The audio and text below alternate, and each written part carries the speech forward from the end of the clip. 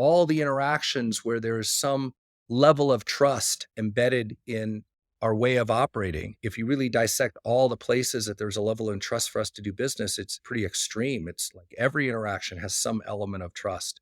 So to embed verification into every transaction comes at an extreme, both infrastructure cost, technology cost, as well as possible friction to end users. And so we live in the balance of the tension between how much risk do we want to assume, how much friction are we willing or can we afford to introduce to our end users. All I'm suggesting is that the bar is rising on all of those dimensions. This is KVCast. Are they completely cyber As a primary target for ransomware campaigns, is security and testing and performance and scalability. risk and compliance, We can actually automate that. take that data and use it. Joining me today is Andre Durand, CEO and founder of Ping Identity, and today we're discussing Verify More, Trust Less. Andre, thanks for joining and welcome. It's my pleasure. Thank you.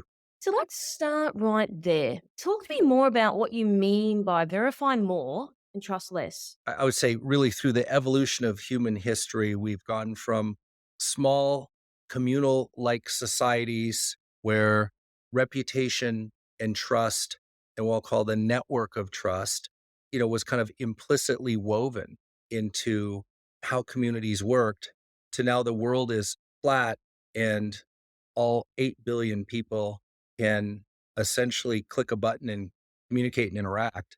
And in this new world that is made up of both good actors and bad actors, the possibility for essentially theft and fraud and malicious intent has, essentially gone exponential in this digital world. And so the historical perspective on the boundary between what is safe and what is not safe, what is known versus what is unknown, and what is presumed either trusted or untrusted.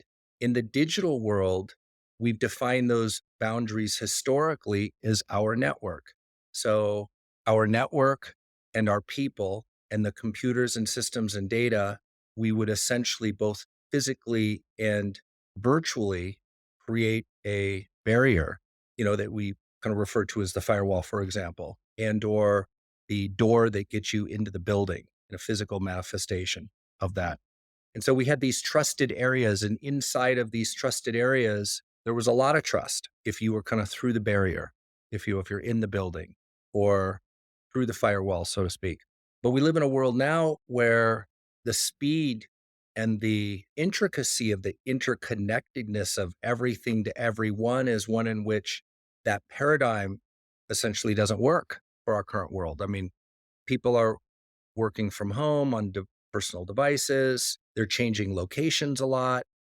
All the applications and data obviously have left our building and are now spread throughout multiple clouds. And so in that world now, we're in a situation where trusting, and what does it mean to trust people or their actions, is being called into question.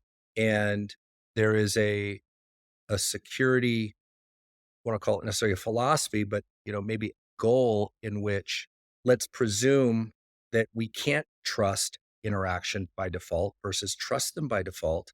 And we now need to verify always as just a safer paradigm from which to transact in our new world. So don't trust the identity, verify the identity. Don't trust the device that the user is using at a moment in time that they're interacting with you. Let's verify the identity of the device. A lot of malicious intent happens because actors spoof an identity, but on a different device. And the entire notion of a secure network, let's not trust that the network is secure. Let's presume that bad actors are already on the network. So it's a shift in thinking from old world kind of safe zones, trusted zones, and untrusted zones. All those lines have now been blurred or blown away. And we are taking on a new view of how to secure just a highly distributed world. There's a couple of things in there that I want to just press on a little bit more. You said shift in thinking. Now, we are optimistic in cybersecurity, or we try to be. Would you say from your experience and where you're sort of sitting, we have arrived in that sort of shift in thinking? Oh, we're long ways from it. I think that there's a general appreciation for the fact that the topology that we're looking to secure has now changed, and the methods, the tools, and the techniques that we historically leveraged to create security are now less relevant in the topology of the new environments that we find ourselves in. And so, as a result of that, I think there is a general recognition that we need to shift from to something, from, call it secure boundary thinking or things in my control that I can secure to things that are outside of my control, but I still have to secure. But the journey to get there is sophisticated, if not complex. It involves a lot of new tools and mental models and thinking. The environments that we're looking to essentially evolve to this new way of thinking really navigate a multi generational IT landscape, and much of which is not, let's just say, friendly, if you will, inherently friendly to all the new things that we're trying to do. So it makes it a big challenge. It doesn't change the fact that it's reality and we have to deal with it, but it's going to be a journey and it's going to be measured as a multi-year, if not a decade-long journey. So you said before we have to shift from something to something. So what would be the to something? So the to something is where the presumption is that anything or anyone that you're interacting with needs to be verified as best as we can verify. For example, if I send you an email with a link that says, follow this link to enroll in our MFA program, and we will have you download some software, install the software on your phone, and the software and the device will now be leveraged as a factor of authenticating you. We no longer should trust that the person that clicks on the link and enrolls their phone is actually the person that we think it is. We might want to verify that it's actually that person enrolling their phone into your strong authentication. Does that make sense? Absolutely. So is that the part where you would sort of think with customers, that's the part that people are finding difficult maybe to understand, or there's more friction, or where's the part, because you mentioned before that we're not sort of there in terms of the shift of our thinking. Zero trust thinking expands far beyond the example that I gave you. So I think if you give any one concrete example, I don't think it's difficult for people to comprehend or appreciate that some of those challenges that they've been living with the risk associated with what I've described. The risk has been rising in recent years, just given the focus that is now happening on with digital fraud. I mean, it just really is starting to reach a level of criticality that I think everyone is feeling it. So again, it's not that they don't see or appreciate it, but the examples that I gave are broad. All the interactions where there is some level of trust embedded in our way of operating. If you really dissect all the places that there's a level of trust for us to do business, it's pretty extreme. It's every interaction has some element of trust. So to embed verification into every transaction comes at an extreme both infrastructure cost, technology cost, as well as possible friction to end users. And so we live in the balance of the tension between how much risk do we want to assume, how much friction are we willing or can we afford to introduce to our end users. All I'm suggesting is that the bar is rising on all of those dimensions. Yeah, and I know it's not an easy thing to sort of answer. So I know that we're speaking in more generalized terms. So I had a discussion yesterday with the head of security from a large Australian retailer here in Australia. And we were talking, going back to your point before around friction. And it's like, some of these organizations, we focus on retailer for a moment, they don't want to introduce extra friction because it could result in people not checking out and not, making them money. How do companies sort of then balance that? But then as a result, this organization was in the news recently this year because of, credential stuffing, etc. How do you find that balance and that equilibrium? It's a great question and a great example. And we're actually involved in many companies that are, tackling both the security and the user convenience impact to the bottom and top line. And I'll share generically, what some are doing here. So one of our retail customers a ways back built a business case that around the notion that logging in and abandoned carts, meaning they might have responded to an email or an ad, put something in a cart, then kind of got cold feet and left. And when they come back, they have to register again. And so the thesis was if we could figure out a way to not force users to register all the time, maybe we could figure out a way for them to register every 6 months, for example, or maybe once a year, not register, but authenticate, log in. And so that was the business case. That was the hypothesis that some amount of top line was being lost to the friction of login and abandoned carts. Lo and behold, they implemented some of our technology that, in essence, leverages a growing number of signals, risk signals, that might indicate that an account or a session has been hijacked or an account has been taken over. And as a result of implementing this behind the scenes technology, they were able to achieve really what was the desired goal of not having users log in every single time they clicked on anything and came back to the website. They were just logged in. And they saw a massive increase. I can't share the numbers, but a massive increase to the top line. So the presumption was actually accurate. Friction was robbing them of top line business. Furthermore, they actually ended up seeing a reduction in fraud. So they ended up seeing what I kind of refer to as the trifecta for a retailer in the online world, which is they saw a better top line, they saw reduced fraud, and they delivered a better user experience, which speaks to NPS and loyalty ultimately. Retailers online measure the distance in competition in really seconds and keystrokes versus minutes and miles in the physical world. So, one bad user experience, and people have too many choices where they can get an exceptional experience. And so, loyalty is very fickle to the friction in the retail experience. Anyway, so there's an example. We've since had many retailers implement what I'm describing to similar top line, bottom line user experience impacts. It's just a great example of where we're progressing the technology to find a better balance in the security, fraud, frictionless end user experience.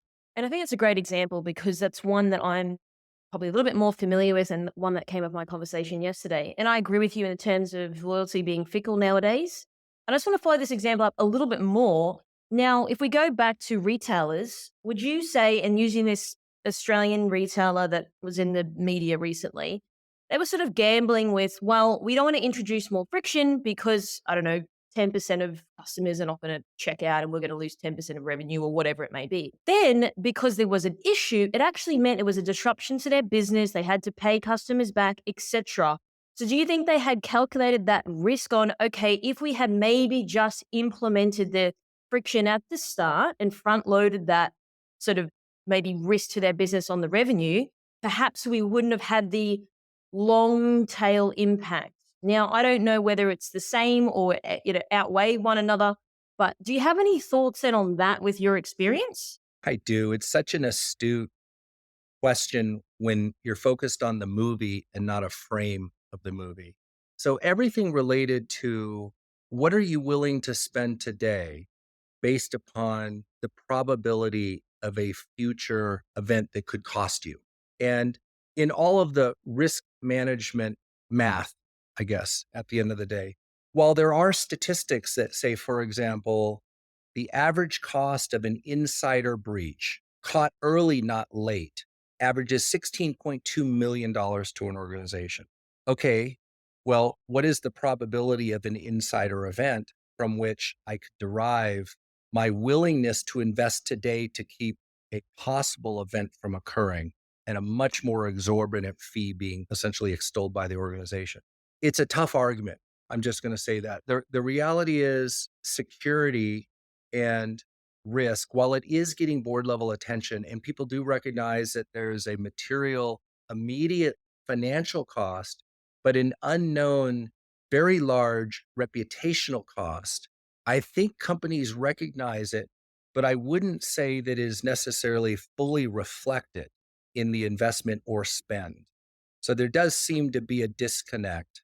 And maybe the industry needs to work harder to connect the probability of those events and the cost to the actual investments which are being made. I do think that there probably is work there to be done, and maybe a little bit more science to be applied. D&O insurance and some of the exorbitant fees through ransomware and other things as insurance companies try to recover from some really, really big, very, very, very expensive breaches. It certainly has created a financial awareness that many companies can no longer avoid.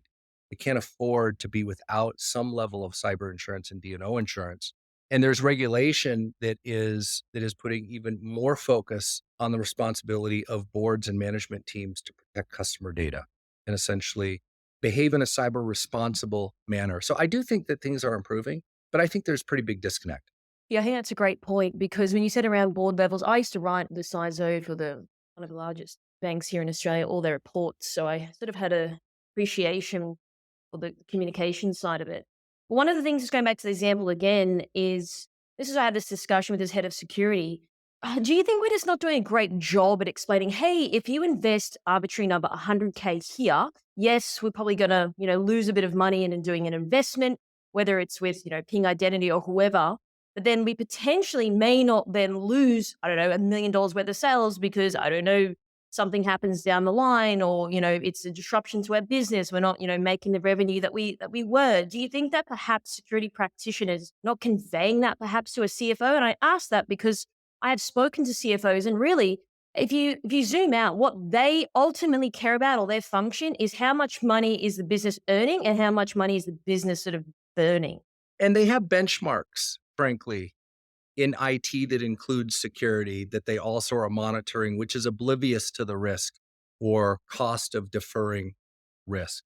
So, yes, I would say we are not doing a good job as an industry connecting the dots. Now, one of the things that we do at Ping, both on the cost avoidance, meaning cyber incident avoidance, as well as on the productivity or top line, say in the retail example, we have spent a fair amount of time quantifying what we can and providing essentially value assessments or value calculators that are used by the champions and others who do leverage our technology, who, like everything, seek budget in a finite pool of budget to invest proactively in the integrity of their security stuff. So we have done a fair amount there. That tool and the effort that we apply to that tool in concert with some of our customers, it's not to all of our customers by any means, by any stretch. And I would say tools, whether it's ours or others like ours, to in essence put to number what would be a responsible spend and what the outcome and lowered risk would be for the CFO. We just have a long, long ways to go. So, in terms of connecting the dots, with your experience and your background and the tenure you've been doing this, where do you think was sort of going wrong? Because this is an executive podcast, and this podcast is not just for CISOs; it is for CFO and friends. So I'm really curious then to hear your thoughts because I think that this is still a problem that has been around for so long. Oh, we can't communicate. Oh, it's being technical. And really coming back to, well, what's important to a CFO? It's what I mentioned before. It's not about the technical elements to a product. Can this make me money and how much does the thing cost really when you zoom out? Well, I mean, if you net it out, the role of management is in the allocation of resources, people and investments in tech and processes, both capital and operating. And everyone is starved ultimately for what they would want to feed every part of their business. And some parts of their business are, cost of operations and other investments really drive the top line. So when push comes to shove, you want to feed the side of the organization which drives the top line in revenue, and you're trying to cost contain at some level, what could be an endless amount of investment in the back office, so to speak. I do think that it just really comes back to, can we drive harder and more defensible return on investment analysis of this infrastructure? I think that's probably the area. And that normalizes it because everyone's talking about a dollar spent here and what the ROI is, and a dollar spent there, what's the ROI?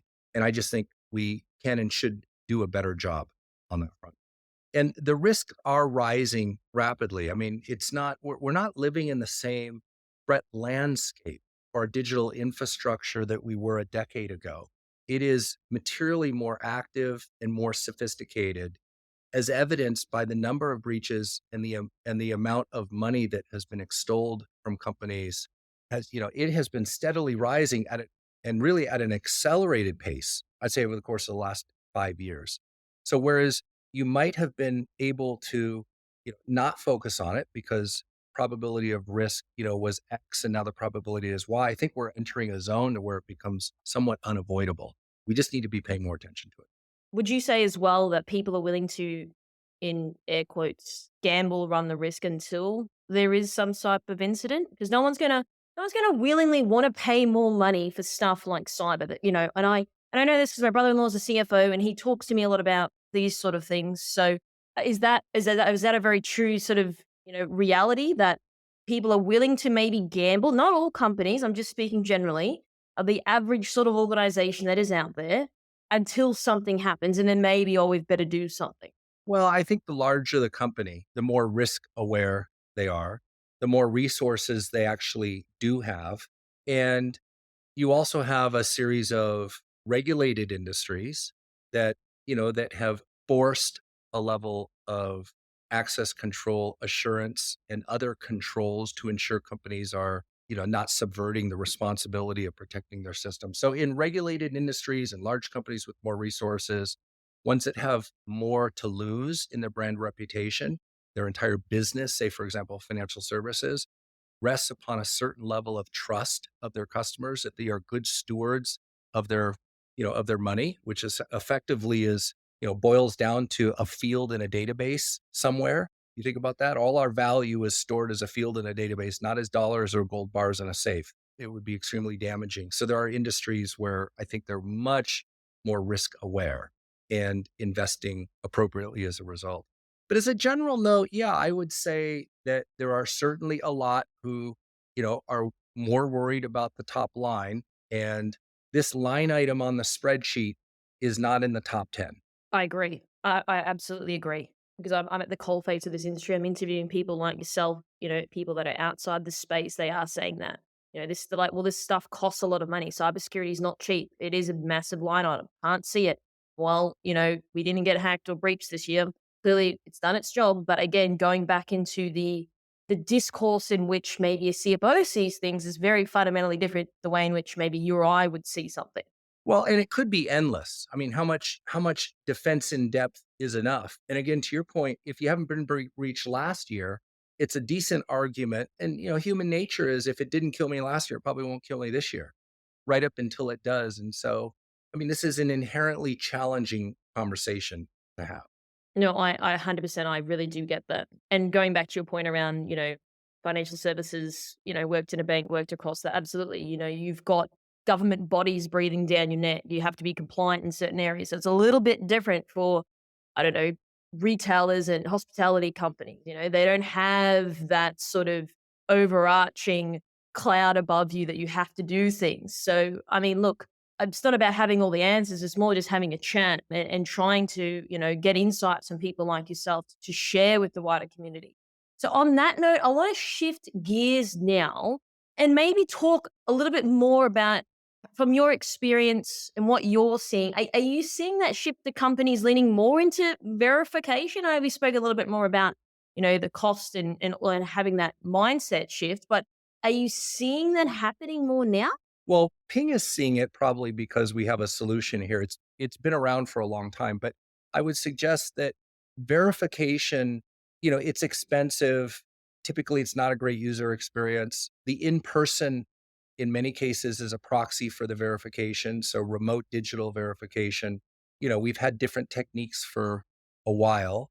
Q&A, right? Question and answer for things that only you should know, like a form of secret, if you will, through the credit unions, was what by and large the industry did to verify your identity remotely for a period of time until all of those data sources essentially got hacked and the secrets were out. So all of a sudden you can't rely upon some aspect of your financial information to be a secret that only you know. And so it has now shifted to, at least in the self-service world, the ability to verify a user, it's shifted now to verifying in some way your physically issued digital credentials, and think driver's license, real ID, passport, and combining it with your biometrics, liveness tests of you, and comparing it to the biometric on the issued physical document. I think that's an interim state because there's a lot of room for mistakes in interpreting a falsified document combined with deepfakes hitting about now.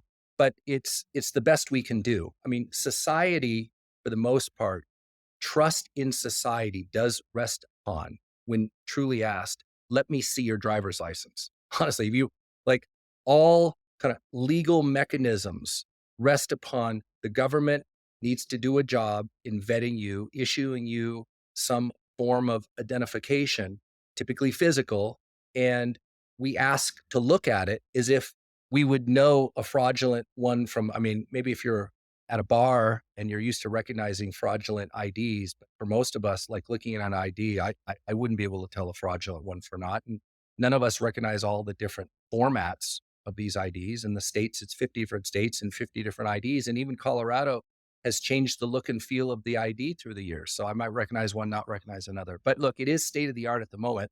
There is so much fraud going on now that the willingness to introduce the friction of verification is higher than it was before. So just flat out the need to secure transactions and reduce fraud. We had one of our financial institutions who, in the first week of implementing our verification upon loan origination, caught $300,000 of essentially fraudulent loan origination in the first week.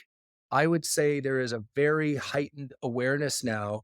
People are looking at every step in the identity journey from verification through authentication, through authorization. And there just is a heightened awareness that this is what's being abused, that is leaking money to fraud in many cases, or compromised accounts that ultimately leads to some form of fraud and lost money. So we're having to fortify every step in our identity perimeter against these attacks because they're so focused here now. Would you say that's what's the big push is to getting people to, lean into verification? Because it's like, wow, 300K in 1 week, that's a lot. I myself used to report on numbers the bank used to lose per month, and it was a lot. And this was going back 10 years ago. So I wouldn't want to know the numbers now. Do you think it's just more so financially, it just makes sense? It just makes sense. It just makes sense. And, things that were hard to solve and people were willing to assume the risk for the greater good of customer friction. And so I mean, think about, like, for example, the credit card industry operates on roughly 3%, right? If fraud grows to a certain amount, the business model breaks, doesn't work. It can't be profitable. So, and I would say most of our businesses presume some fraud, but at some point, our business model, the fraud overtakes our business model. So it is an imperative that we stay ahead in the techniques that allow us to continue to conduct good business and keep fraud at bay. Now, all value, all forms of value will always and forever have been attacked. So we're in a forever war on this front unless everyone in society became a good actor, which I'm not unfortunately too hopeful about. So yeah, so I think zero trust, verify always. And it's not just verification as I described it of a user ID, it's verification of the device that the user is using, it's verification of their user behavior, it's verification of all the other signals which could indicate authenticity of the user we think we're interacting with. And it's just going to take everything we've got to ensure that integrity in our digital channels. There's one other piece that I mentioned state of the art at the moment is just verifying the physical credentials. There's one step beyond this that I'm super excited about, and it's right around the corner. And it's when trusted parties issue digital credentials called decentralized identity. And the notion is your phone becomes a wallet for digital credentials, very much the way you would store an airline ticket or a movie ticket in your iOS wallet or the wallet on Android. But think much broader in terms of what that digital ticket, or card could do. So we refer to them as digital credentials. And it's all backed by, some very, very good crypto. But the notion is an individual can carry around certain proofs about themselves, proof that they're an employee of a company, digital proofs that they're an employee of a company or a loyalty member of this airline or a customer of this bank, a citizen with a real ID, issued by the government. We today as individuals cannot carry digital proofs around with us to prove something about us when asked. So the act of verifying, whereas today the act of verifying is very onerous and every company has to do it over and over and over again, we have to do that because we have no reusable proofs that individuals could carry around with them. That's about to change, and that is massive for zero trust. We live in a world where let's presume zero trust. Okay, I want to transact with you and I don't trust you. What am I willing to do? Well, not a lot. I'm not willing to risk a lot. It's the reason why if you if you get a new credit card for the first time, I'll give you $500 credit. I won't give you 50,000 because I don't trust you. There's no history of interaction with you to extend that level of trust. So trust is built over time as our say-do ratio, a 1-to-1, we say it, we do it. When we follow through over a period of time, trust grows, and we in relationships are willing to extend higher and higher levels of risk. But that's a process. And that process from low to high trust takes a lot of time. And in the gap, there's a lot of money that's lost. We could do a lot more if we could go from low to high trust fast. How do you go from low trust to high trust fast in new relationships? Well, one of the things we do is we borrow from your reputation with other entities. It's what the credit score actually is. So if you've borrowed money from a whole bunch of other people and you've paid it back on time, your reputation or trustworthiness to loan money and get it paid back is based upon your credit score. Your credit score is reputational trust in a digital form. With these digital credentials, it is now possible that our reputation can be carried on our phone in a wallet with all these digital proofs. And that in new relationships, we could go from low trust to high trust, meaning verifiable trust or verified trust in a single click, in a millisecond. What would it mean for business if you can go from low to high trust with a click? It's a really big deal. And we're about to unleash that. It's right around the corner. Okay, so there's a couple of things in there I want to get your thoughts on. Just to go back one moment, digital identities. Now, in Australia, they're pushing pretty hard for that. You probably are aware. So I don't carry a physical ID on me anymore. Just use the app and I show people if I need to. But in the comments section, when I read on LinkedIn, when the minister was announcing this, people just seem rattled by it. Why do you think people are so rattled by this? Well, there's always the unknown prospects of anything digital, creating a digital trail that would somehow violate privacy in ways that people don't know or appreciate or can see. And that's very valid. Honestly, it is very valid. So are these systems designed in such a way where we can do zero knowledge proofs where I need to prove something about myself without giving away everything? You don't need to know my name to verify my age. You don't need to know this to verify that I live at this address. And so there is, we talk about security by design, meaning it's not an afterthought. There's also privacy by design.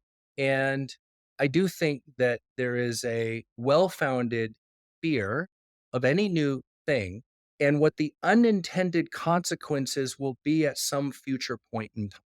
And that there is an increasing encroachment upon our privacy with every move that somehow attempts to verify identity and attack fraud in our society. Or positive, there's some unintended or potential future abuse of that system by governments or otherwise. And again, I think the fears are well founded. Throughout history, there have been good intentions, but the downstream unintended consequences have been very, very significant. So I think part of it is education. Part of it is actually ensuring that the systems and techniques we use actually do have a both security by design and privacy by design mindset. It's not something that we want to just do quickly because it solves one problem and introduces 5 problems that are more significant 10 years from today. But would you also say that there are companies out there that are prematurely moving quickly without having heavy considerations around security by design, privacy by design, and then potentially as a result, there's a breach that happens? And then therefore what happens after that? People lose more trust. Oh, we shouldn't have done that. Then that is sort of a little bit, cyclical then. Yeah, I would say if history is an indicator of the future, what you described is the human condition. So, yes. But, progress is still made, to be clear. And progress is made on the skeletons of a lot of mistakes many times. Maybe we could have gotten there faster with better foresight and better architecture and planning. There comes a moment in time where you can't foresee everything in the future and you just have to make a move.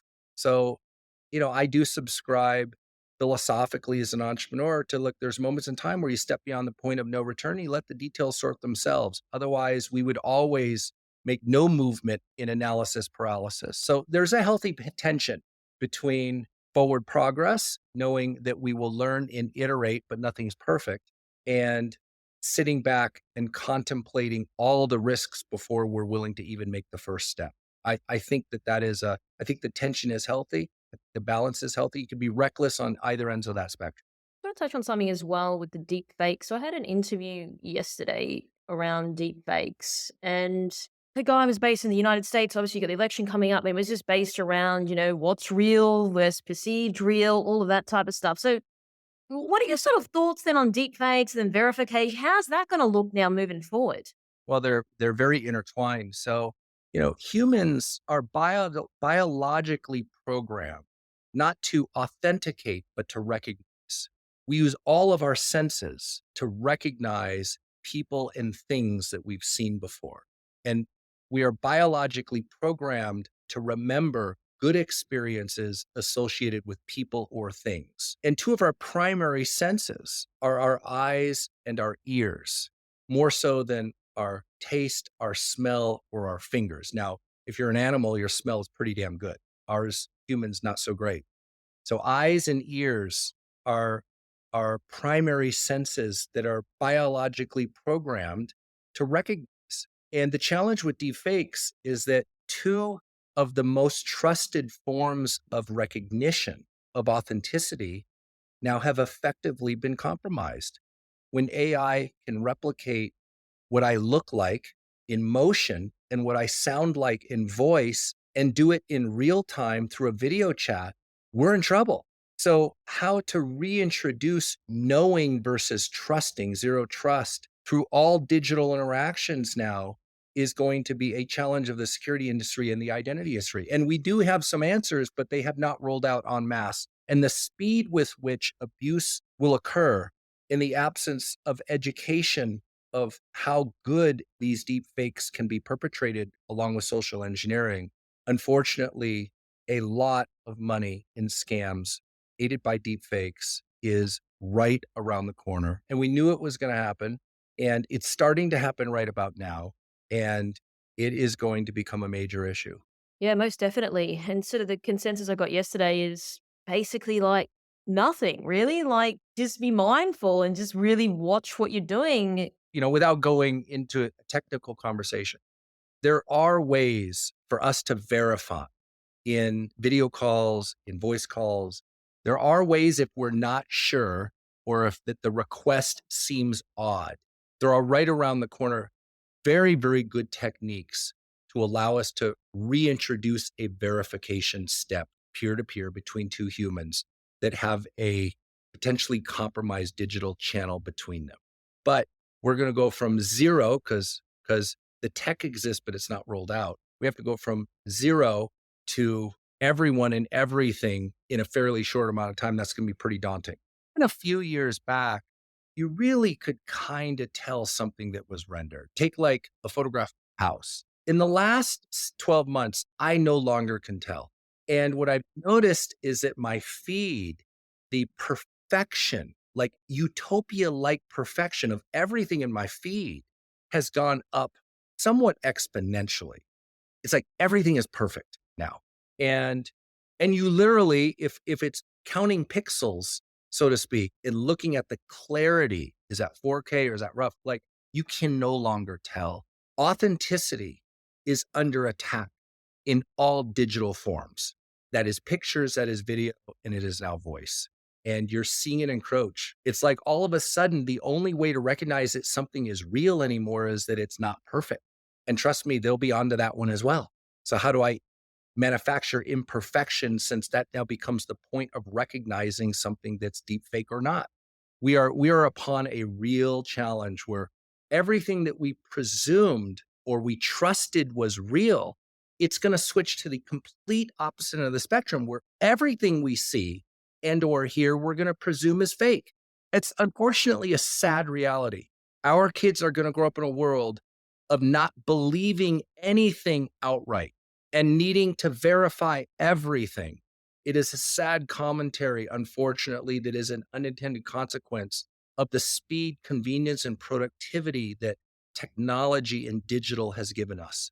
That feels exhausting though. Well, and the challenge for the industry is to not make it exhausting. And there will be answers there. So don't. So we're looking at you, Andre. We need the answers. Yeah, and look, we're working on it. So look, I'm optimistic that there is an equal and opposite use for every technology. Generally speaking, humans as a species have moved forward.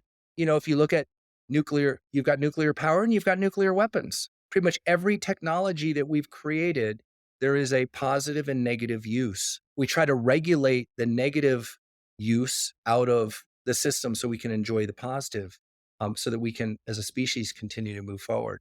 So, look, I'm optimistic that we'll continue to moving forward. However, will there be a lot of people who pay the price for our progress? Unfortunately, the answer is yes. There will be a great cost to a lot of unsuspecting or unprepared people for the progress which we're making.